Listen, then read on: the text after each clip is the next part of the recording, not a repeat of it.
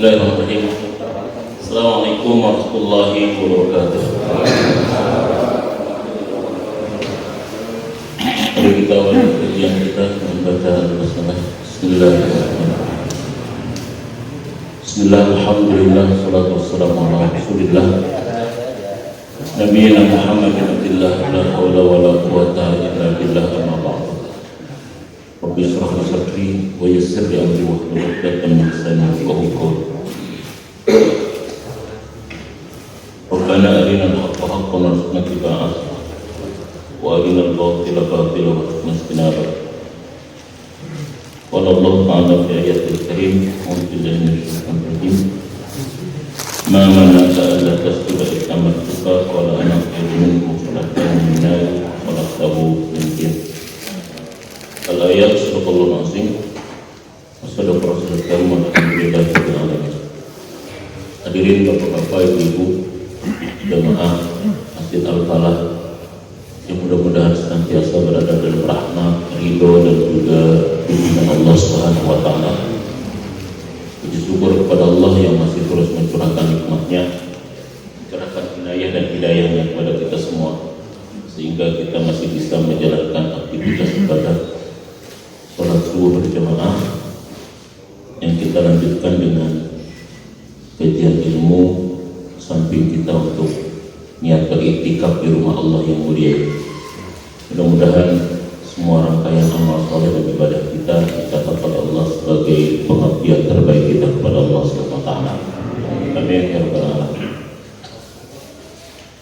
Beberapa minggu yang lalu kita sudah membahas tentang hikmah yang terkait dengan penciptaan Adam alaihissalam. Hikmah yang terkait dengan penciptaan Adam ini paling tidak ada 5 poin.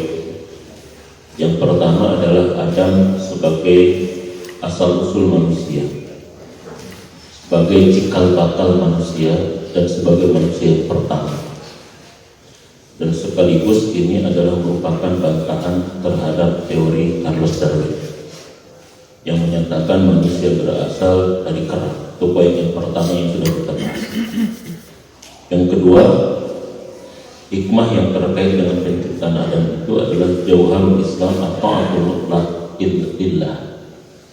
Intisari dari ajaran Islam adalah ketundukan yang mutlak terhadap Allah Subhanahu wa taala. Sehingga tidak dibenarkan ketika sudah ada nas itu kemudian akhirnya iblis berargumentasi, tapi ketundukan yang mutlak. Yang ketiga, hikmah dari yang terkait dengan penciptaan Adam itu adalah kemarin qabiliyatul insan liluqu'i fil khati'ah. Adanya kecenderungan manusia itu untuk jatuh kepada sebuah kesalahan. Karena bapak moyang kita Adam juga pernah salah. Ya. Dan ini salah satu kecenderungan manusia itu bisa jatuh kepada kesalahan. Al-insanu mahalul khata' wa nisyan. Manusia itu tempatnya hilang, tempatnya salah, tempatnya lupa. Makanya manusia itu dianjurkan untuk terus diberikan peringatan, untuk terus diberikan nasihat.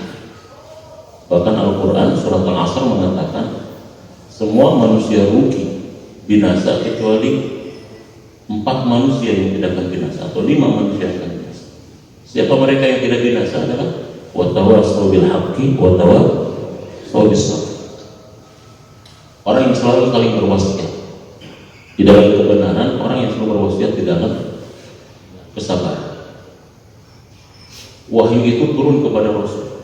Syariat ini turun kepada Rasul sallallahu alaihi wasallam. Tapi Rasul itu selalu rindu ingin mendengarkan wahyu itu, ingin mendengarkan agama itu dari orang lain. Pernah suatu saat Rasul minta kepada Abu Bakar untuk menyampaikan tentang agama kepada Rasulullah. Rasul minta kepada Abu Bakar untuk membacakan ayat-ayat Quran. Sampai-sampai Abu Bakar mengatakan, bagaimana mungkin membacakan ayat Quran yang itu turun kepada engkau, ya Rasulullah SAW? Yang itu turun kepada engkau, bagaimana mungkin aku membacakan sesuatu yang itu turunnya kepada engkau? Jawaban Rasul, aku ingin mendengar wahyu itu dari orang lain. Aku ingin mendengar tentang syariat itu dari orang lain. Jadi manusia itu adalah tempatnya hilang. tempatnya salah. Makanya banyak sekali ayat-ayat yang berbicara kepada kita tentang pentingnya peringatan. Wadzakir fa inna dzikra tanfa'ul mu'minin. Ingatkan terus manusia, berikanlah peringatan, kata Allah kepada Rasul, fa inna dzikra, karena sesungguhnya peringatan itu amat sangat bermanfaat bagi orang-orang yang beriman. Terutama peringatan itu bermanfaat bagi orang-orang yang masih punya ingatan. Jadi peringatan kan asal katanya kan apa? Ingat kita. Jadi bermanfaat bagi orang-orang yang masih punya apa? Jadi selagi masih punya ingatan, harus mau diapain? Ingat. Kalau tidak mau diingatin, jangan-jangan sudah hilang. Jadi tetap tidak perlu sesuatu ceramah di mana? Tuh di rumah sakit jiwa terhayang ini. Pengaruh kalau orangnya sudah tidak punya apa? Ingatan. Peringatan itu penting bagi orang yang masih punya ingatan. Nah, kita itu makanya orang yang masih punya ingatan harus selalu diingatkan. Wadzakir fa inna dzikra tanfa'ul. Salah satunya terkait apa kita diingatkan, ini terkait dengan kisah masalah, dengan cerita-cerita masalah, dengan sejarah. Itu poin yang ketiga. Poin yang keempat, ya rabi'an qati'atu adam tazidu min tawakkulil muslim ala rabbih. Hikmah terkait dengan penciptaan Adam itu yang keempat adalah kesalahan Adam ini seharusnya menambah tingkat ketawakalan kita kepada Allah, tingkat ketawakalan muslim kepada Allah. Kenapa? Sebab Nabi Adam yang mulia saja, yang diciptakan oleh Allah di surga, masih terjerumus, masih keseleo dengan tipu dayanya iblis, dengan tipu dayanya setan. Apalagi kita. Jadi Adam saja masih tergoda, ya, yang diciptakan oleh Allah di surga. Seorang nabi, manusia pertama, yang malaikat pun sujud dan tunduk kepadanya berdasarkan perintah Allah, apalagi kita. Jadi kisah ini harus menambah ketawakalan kita, kebergantungan kita kepada siapa? Kepada Allah. Bahwa ada makhluk yang memang tidak ridho kalau kita bahagia. Ada makhluk yang memang tidak ridho kalau misalkan kita selamat. Ada makhluk yang memang tidak ridho kalau misalkan kita masuk surga. Siapa itu? Setan, iblis, DKK dan kawan-kawannya. Ini ya, menambah tawakal kita. Makanya sampai Allah turunkan surat Al-Mu'awwidhatain, surat yang disebut dengan perlindungan, surat An-Nas dengan surat Al-Falaq. Yang terakhir, bahwa hikmah yang terkait dengan penciptaan Adam itu ya adalah daruratut taubah wal istighfar. Pentingnya taubat dan pentingnya istighfar. Jadi kesalahan apapun yang dilakukan oleh manusia, ya selama dia mau bertaubat, selama dia mau memperbanyak istighfar, Allah selalu membuka peluang untuk membuka pintu taubat kita. Makanya ada ulama yang mengatakan Allah itu cinta kepada orang yang bertakwa. Tetapi kita kadang-kadang melihat introspeksi, kita sudah masuk takwa atau belum? Allah itu cinta kepada orang-orang yang berlaku ihsan. Innallaha yuhibbul muhsinin. Kita nanya lagi, kira-kira kita itu sudah berlaku ihsan atau belum? Allah itu cinta kepada orang-orang yang bertawakal. Kemudian kita introspeksi lagi, kira-kira kita sudah bertawakal sepenuh-penuhnya tawakal atau belum? Sampai-sampai ketika kita runut tentang jenis-jenis orang yang dicintai oleh Allah, ihsan, takwa, tawakal, sabar, syukur, kemudian kita merangkap diri, saya termasuk orang yang dicintai Allah belum? Maka ada ulama yang mengatakan, kalau kita belum bisa merasakan diri sebagai orang takwa, orang tawakal, orang syukur, orang ihsan, orang sabar, tapi kita pun bisa menjadi bagian yang dicintai Allah dengan menjadi orang yang banyak istighfar dan bertaubat. Karena ada ayat yang mengatakan innallaha yuhibbut tawwabin wa yuhibbul mutatahhirin.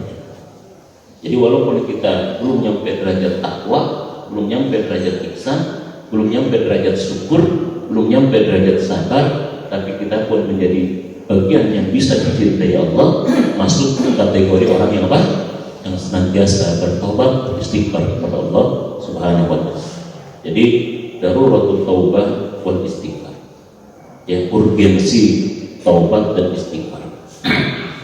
Makanya Adam itu berbuat salah, tapi karena Adam bertaubat maka diterima kesalahan dan taubatnya Adam. Iblis itu berbuat salah, tapi karena tidak bertaubat maka tidak diterima salah. Bahkan motivasi dosa Adam dengan iblis ini ya berbeda. Yang satu motivasinya karena ketakaburan, yang satu motivasinya karena keserakahan. Itu terkait dengan hikmah yang ada hubungan dengan Adam ada di Adam. Nah, sekarang kita akan bahas tentang ma yustafadu mimma yata'allaqu bi iblis. Hikmah yang terkait dengan adanya iblis dengan makhluk yang satu itu.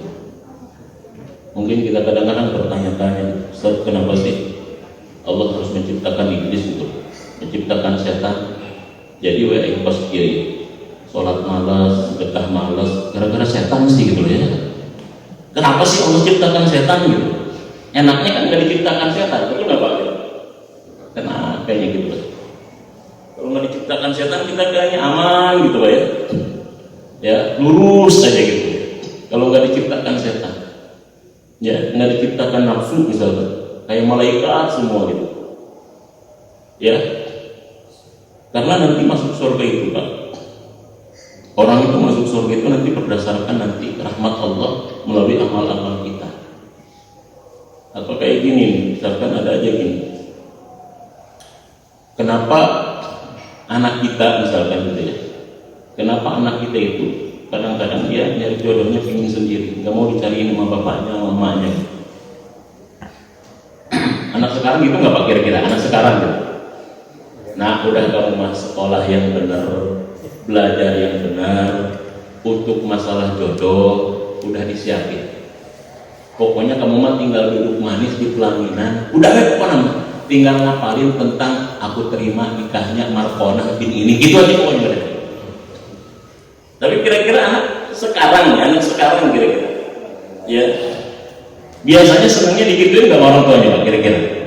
Atau nyari sendiri biasanya? Usaha sendiri biasanya? Usaha. Ya. Samping manusia itu kan makhluk yang berakal, makhluk yang punya keinginan, makhluk yang punya dorongan, sehingga manusia itu kadang-kadang senang tentang usahanya. Sehingga kalau misalkan dia dapat jodohnya hasil usaha tuh ada cerita nantinya Pak. Di buku nanti memorinya itu ada cerita banyak. Pertama begini. Kalau langsung duduk kayaknya nggak ada cerita nantinya gitu. Sehingga kurang indah seperti itu. Dan bisa jadi nanti manusia begitu pas diciptakan langsung di sorga nanti. Bisa jadi protes nanti kepada Allah. Tuhan, kenapa aku langsung ke sorga? Nggak ngerasain dunia dulu, nggak ngerasain ini dulu dan sebagainya. Intinya adalah semua yang Allah ciptakan pasti punya hikmah. Semua yang Allah ciptakan pasti punya manfaat. Ya, pasti punya manfaat. Apapun yang Allah ciptakan pasti punya manfaat bagi orang-orang yang beriman. Ya, salah satunya adalah tentang adanya setan untuk menguji tentang keimanan kita. Sama kenapa sih Allah ciptakan binatang-binatang yang haram? Kalau misalkan babi haram, kenapa diciptakan? Kalau misalkan anjing haram, kenapa diciptakan? Udah kan yang diciptakan udah cukup aja, unta, kambing, kerbau. Kenapa babi diciptakan kalau memang diharamkan? Kenapa anjing itu diciptakan kalau memang dia apa? Diharamkan, dilarang. Kenapa kira-kira? Kalau memang untuk dilarang, kenapa Allah ciptakan? Kalau untuk diharamkan, kenapa Allah ciptakan? Bikin kerjaan baru bagi kita misalnya. Ya, kalau memang dari awal sudah dilarang, udah aja Allah gak usah ciptakan babi, gak usah ciptakan anjing dan sebagainya. Kenapa kira-kira? Itu ujian kepada kita, ujian keimanan, sejauh mana kita ketaatan kita terhadap perintah Allah dan sejauh mana ketaatan kita terhadap larangan Allah. Ujian. Jadi Allah pun sama, ciptakan jin, ciptakan setan, ciptakan iblis. Ujian, apakah setan yang mau jadi panutan kita atau Rasulullah yang mau jadi panutan kita? Kan begitu. Apakah setan yang mau jadi komandan hidup kita atau Rasulullah atau syaitan? Ini ujian. Ini namanya ujian. Makanya manusia itu bisa lebih mulia daripada malaikat disebabkan karena apa? Ada ujian, ada nafsunya. Imam Ghazali, Allah menciptakan manusia dalam kitab Muqasafatul Qulub itu. Allah menciptakan makhluk ini kan berdasarkan kepada 3 kriteria, 3 kategori. Satu, ada makhluk yang diciptakan oleh Allah, diberikan akal tapi tidak diberikan hawa nafsu.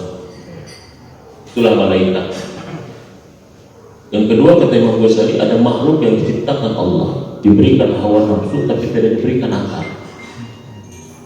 Itulah binatang.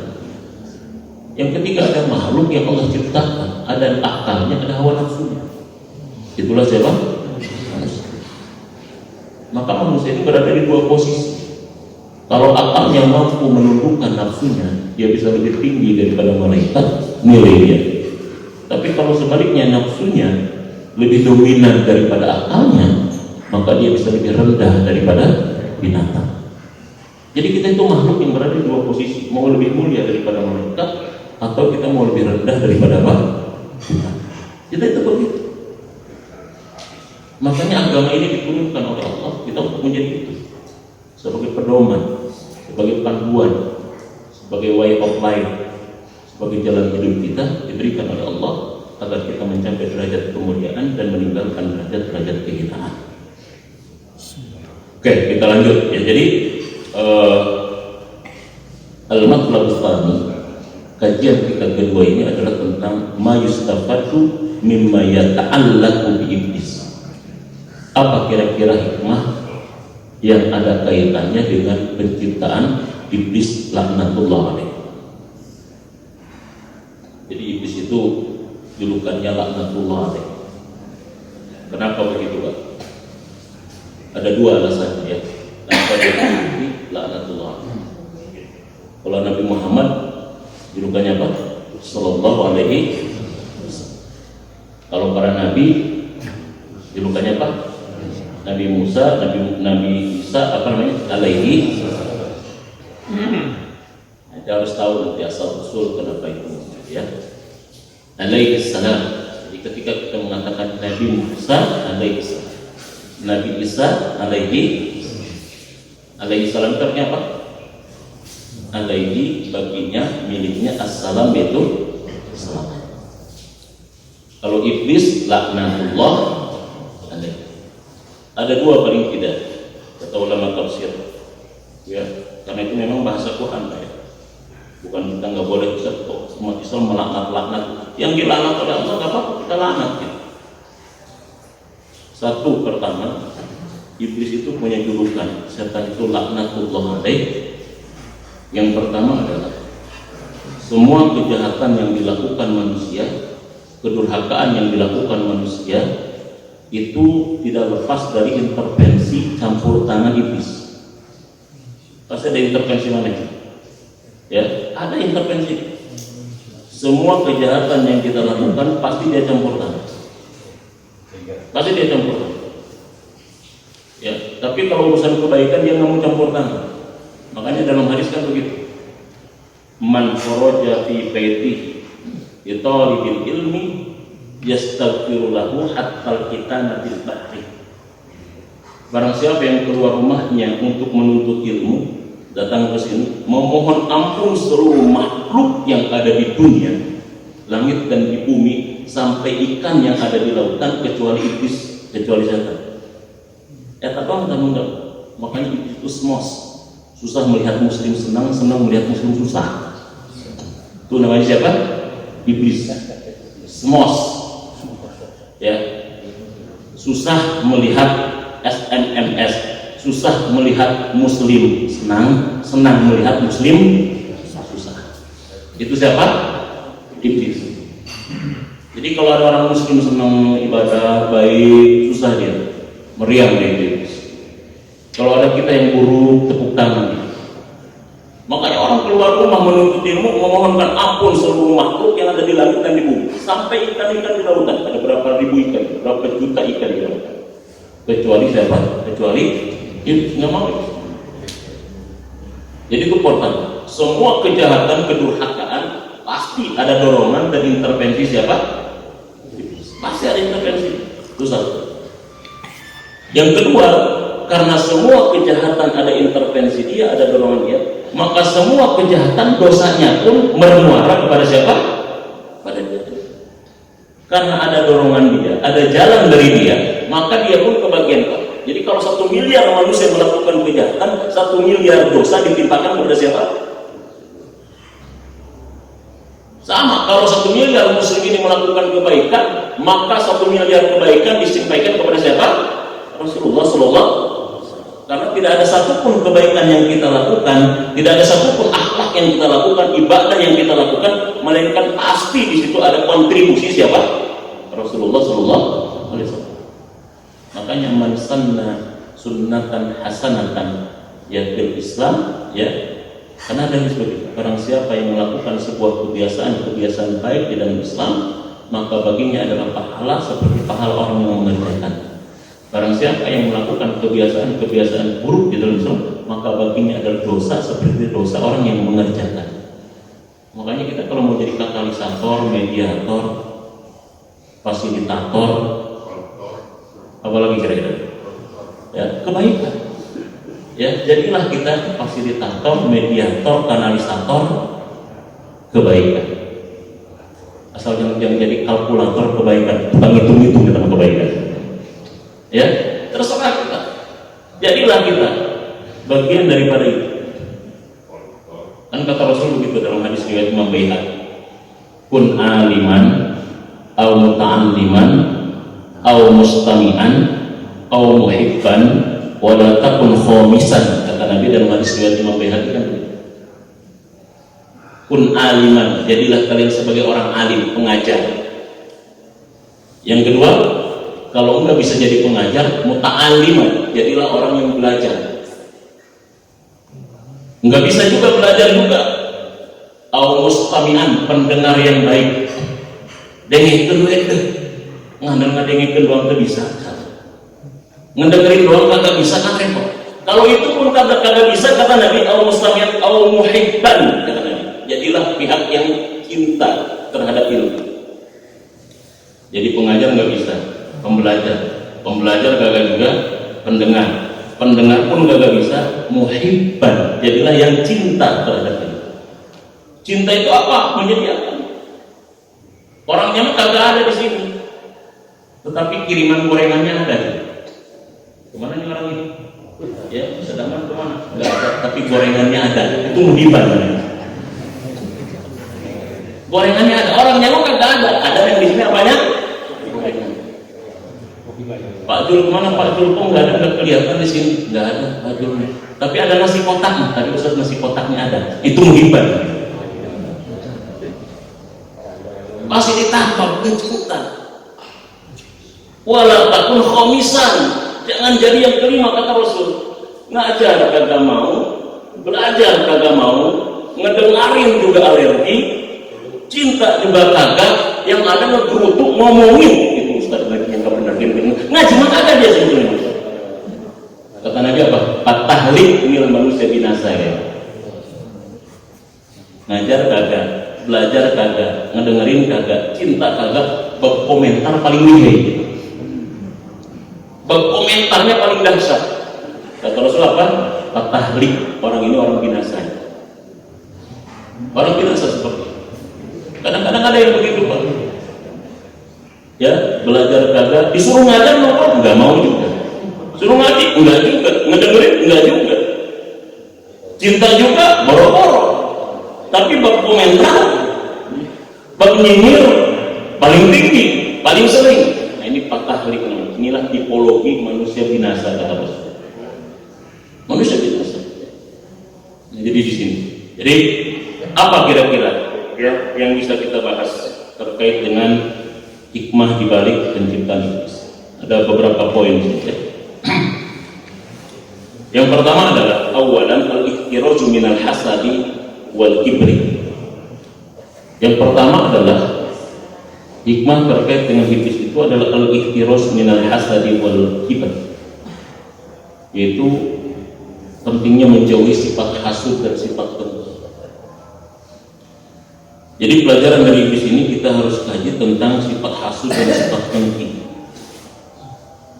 Dalam hadis Rasulullah SAW dikatakan dalam mukhtar hadis, kata Rasul, iyyakum wal kibr fa inna iblisa hamalahu al kibr alla yasjuda li adam.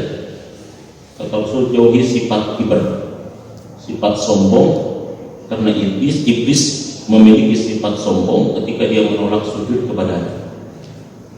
Yang kedua, wa iyyakum wal hirs fa innal hirs wa iyyakum wal hirs fa innal hirs fa inna Adam hamal al-hirs an akala hadhihi syajarah. Yang kedua adalah jauhi sifat tamak, serakah, karena Adam itu punya sifat serakah sehingga dia memakan buah terlarang. Yang ketiga adalah wa iyyakum wal hasad, jauhi sifat hasud. Fa inna ibnain Adam qatala ahaduhum al-akhar al-hasad kunna aslu kulli khati'ah. Jauhi sifat hasud karena anak Adam memiliki salah satu sifat hasud itu, sehingga salah satunya membunuh yang lainnya disebabkan karena hasud. Dan tiga sifat ini, kata Rasul, aslu kulli khati'atin, adalah merupakan asal pangkal dari segala keburukan. Jadi pangkal keburukan itu asalnya dari tiga, Pak. Pertama apa? Sombong. Itulah yang menyebabkan iblis kemudian diusir. Yang kedua apa? Tamak, serakah. Yang ketiga hasud, dengki. Ini pangkal segala kejahatan, kata Allah. Kejahatan bermuara dari ini. Kejahatan bermuara dari sombong, kejahatan bermuara dari serakah, tamak, kejahatan bermuara dari apa? Hasud. Sombong yang menyebabkan iblis menolak sujud kepada Adam, serakah yang menyebabkan Adam melanggar atau memakan buah larangan, dan hasud yang menyebabkan satu saudara yaitu Qabil membunuh Habil padahal mereka adalah saudara kandung. Dan ini, kata Rasul, pangkal dari segala kejahatan yang terjadi pada diri manusia. Sombong, ya. Jadi ini tiga sifat yang harus dijauhi, ya, kata Rasulullah SAW. Dan tiga sifat ini kan semuanya kan penyakit hati, penyakit mental semua. Sombong penyakit mental, ya, hasud penyakit mental, tamak itu juga penyakit mental. Jadi masalah sekarang itu, Pak, masa pandemi COVID-19, ya, wabah COVID-19 belum berakhir, tapi masalah baru muncul sekarang. Apa masalah baru ini? Adalah masalah baru di masa pandemi COVID-19 ini adalah masalah mental, kesehatan mental. Saya mendapatkan informasi awal di Marzuki Mahdi kita ini di Cilendek, setiap hari itu ada 320 orang yang mengalami kesehatan mental, mengalami kejiwaan. Kemudian hari Selasa yang lalu kemarinnya seminggu yang lalu saya ngajar, saya konfirmasi data yang saya dengar itu benar nggak. Di sini satu hari sekitar 320 yang mengalami kejiwaan atau kesehatan mental. Saya dapat informasi, Ustadz, bukan 320 tapi lebih, bahkan pernah satu hari sampai di atas 500 orang yang mengalami gangguan mental. Di atas 500, Pak, pernah satu hari yang mengalami gangguan. Dan Kementerian Kesehatan Nasional juga, Kementerian Kesehatan Republik Indonesia, dia mengatakan masalah kesehatan mental masa pandemi ini signifikan. Ada 300.000 kasus orang mengalami kesehatan mental di masa pandemi. Bayangkan. Jadi orang stres ini makin nambah, Pak. Orang stres itu makin nambah. Karena memang kondisi seperti ini menyebabkan orang seperti ini. Kehilangan pekerjaan sementara kebutuhan terus menerus, pendapatan berkurang, pengeluaran terus, gitu kan. Pengeluaran itu kan, Pak, ikutnya itu susah, Pak, ya. Tapi kalau misalkan pengeluaran itu, kalau penambahan itu pendapatan naik, pengeluaran otomatis naik. Tapi kalau pendapatan nurun, itu pengeluaran tidak otomatis itu Pak, ikut turun kan. Makanya katanya gaya itu berbanding lurus dengan tekanan. Semakin banyak tekanan itu orang semakin banyak gayanya gitu kan gitu. Ya. Jadi pendapatan naik, pengeluaran otomatis ngikutin. Pendapatan berkurang, pengeluaran kita mau ikut. Dan kondisi seperti ini ternyata menyebabkan banyak orang yang mengalami kejiwaan. Dan semuanya penting. Makanya sekarang kan tren-tren seminar internasional itu tentang bagaimana mengatasi penyakit jiwa, penyakit mental di masa pandemi. Kalau misalkan dia kena COVID-nya, Pak, kalau kena COVID misalkan isolasi dia 14 hari, itu sebentar. Dan kalau dia terus mengikuti sesuai dengan saran diobati 14 hari selesai, nanti udah selesai COVID. Tapi kalau mental itu Pak, nggak bisa 14 hari dia isolasi. Mental ini penyembuhannya apa? Lama. Kejiwaan ini penyembuhannya lama. Tapi kalau misalkan urusan fisik, dia kena COVID, diisolasi 14 hari, kemudian dia diobati, maka penyembuhannya cepat. Tapi begitu dia terkena penyakit mental, dia tidak terkena penyakit COVID, dia tidak terkena COVID, tapi dia terkena mental. Dia tidak terkena COVID, tapi dia kejiwaannya kena. Itu pengobatannya jauh lebih apa? Jauh lebih baik, jauh lebih sulit. Dan para dokter psikiater pun tidak bisa memastikan kira-kira ini 14 hari selesai mentalnya. Tidak bisa pakai, nggak terukur sama. Kapan bisa sembuh, kapan bisa pulih dan lain sebagainya. Nah, sombong, hasut, tamak, ini penyakit apa Pak? Penyakit mental, penyakit jiwa. Makanya literatur yang saya baca, baik itu Ghazali maupun Ibnu Qayyim al-Jauziyah, ya nggak ada ya pengobatan penyakit mental yang paling efektif, ya melainkan dengan pendekatan diri kepada Allah dengan meningkatkan kualitas keimanan kita. Nggak ada. Makanya kan ujian pertama itu adalah khauful pertama. Walanabluwannakum bisyai'in minal khauf. Sungguh kami akan menguji kalian dengan sedikit rasa takut. Dari rasa takut muncul rasa lapar. Dari rasa takut muncul kekurangan jiwa. Dari rasa takut muncul kekurangan harta. Dari rasa takut muncul berbagai macam penyakit yang lain. Jadi berawal dari apa dulu? Takut. Pertanyaan saya, takut ini adalah merupakan wilayah mental, psikologi, atau wilayah fisik kira-kira? Wilayah mental, wilayah psikologi, bukan wilayah fisik. Takut itu wilayah mental. Takut istri itu wilayah fisik atau wilayah mental kira-kira? Wilayah mana ini? Takut istri wilayah fisik atau wilayah mental? Ya, jadi begitu.